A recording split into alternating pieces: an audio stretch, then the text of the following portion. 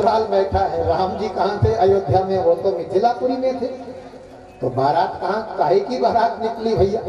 तो दशरथ जी महाराज 4 रथ लेकर के जा रहे हैं, जिसमें देवता भी नर रूप धारण किए भगवान की विवाह में सम्मिलित थे। अब जिस भी नगर से बारात जाए, नगरवासी बड़े आश्चर्यचकित, अरे बड़ी सुंदर बारात है, सोने के रथ, सोने के मुकुट, ऐसी भव्य बारात। कहते भैया कहाँ से बारात है? कहते अयोध्यापुरी से। कहाँ जा रही? मिथिलापुरी। अरे बारात इतनी सुंदर है तो दूल्हा कितना सुंदर होगा? कहते दूल्हा कहाँ है? अब बाराती यहाँ वहां देखने लगते। अब क्या बताएं, बिन दूल्हे की बारात जा रही है।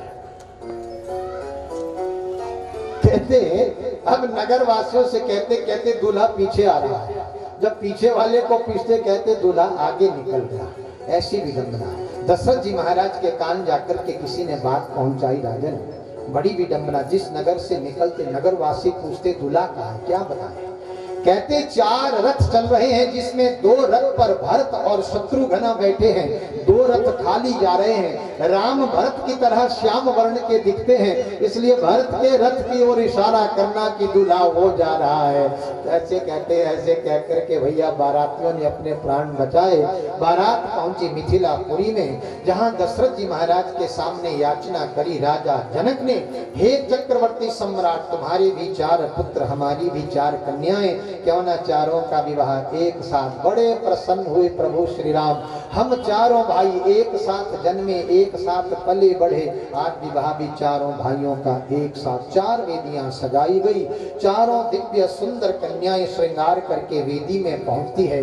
परीक्षित चारों भाई ऐसे लग रहे थे मानो 4 पुरुषार्थ नर रूप धारण किए वेदी में विराजमान हो। धर्म, अर्थ, काम और मोक्ष की मूर्ति लग रहे थे। चारों दिव्य कन्याओं का विवाह चारों भाइयों के साथ। प्रभु श्री राम का विवाह जानकी के साथ, भरत का विवाह मांडवी नाम की कन्या से, लक्ष्मण जी का विवाह उर्मिला के साथ, और शत्रुघ्न का विवाह श्रुतकीर्ति नाम की कन्या से हुआ। चारों दुल्हनों को साथ लेकर के दशरथ वापिस लौटे।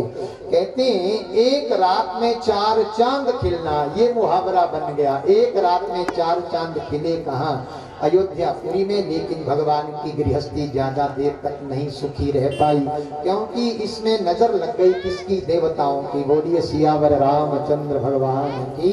दशरथ जी महाराज ने राम को राज्य देना निश्चित किया। गुरु वशिष्ठ कहते अच्छे कार्य के लिए देरी नहीं, अगली प्रातः तैयारी की जाए। लेकिन देवताओं ने मंथरा, कहते सरस्वती का आश्रय लिया। देवी राम को राज्य नहीं, राम को वनवास मिलना चाहिए। सरस्वती आकर के अयोध्यापुरी में प्रवेश करती है। कैकेयी की दासी मंथरा की मति को फेर गई। 2 वरदानों की याद मंथरा ने कैकेयी को दिलाई।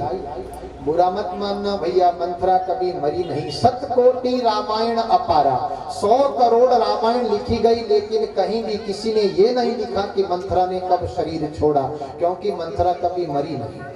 मंथरा त्रेता में भी थी, द्वापर में भी थी, मंथरा कलयुग में भी है। जो दूसरों के रसे बसे घर में आग लगाती है ना, वो मंथरा की श्रेणी में आती है। हाँ, फिर आग भी माचिस के तिल्ली से नहीं, वाणी से प्रकट किए गए शब्दों की आग भी बड़े बड़े घर को जला देती है। बोलिए सियावर रामचंद्र भगवान की।